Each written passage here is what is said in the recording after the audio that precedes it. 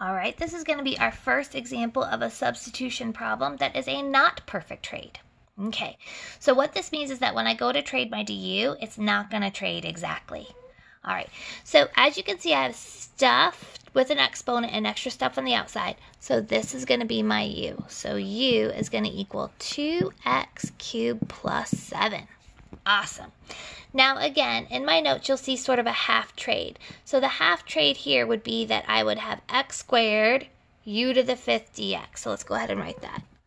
I'd have x squared u to the 5th dx.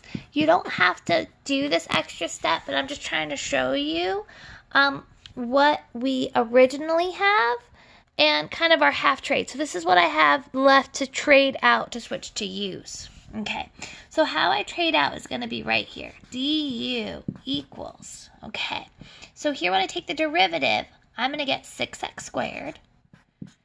And that dx is just going to come onto the other side. Okay, so here again is my first example of not a perfect trade. I'm supposed to trade a 6x squared dx, but all I have is an x squared dx. Okay. Being off by a coefficient is not a big deal. Being off by an x is a big deal. So what we're going to do here is, since I have an x squared dx, I'm going to move the 6 to the other side. So when I move that 6, I'll divide by it. So I can still make my deal. It's just that to trade an x squared dx, I'm not just going to trade it for a du. It's going to be du over 6, which is the same thing as a 1/6 du. Okay, so here's what I've got. This is going to trade for a 1/6 du. So my integral is going to be 1/6 u to the 5th du.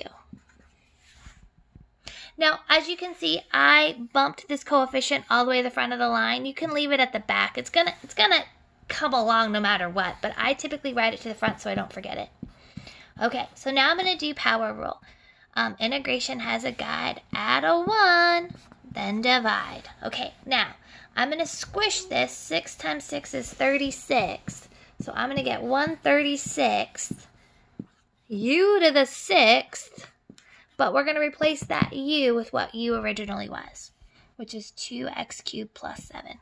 So here we go. 2x cubed plus 7. And that's my answer.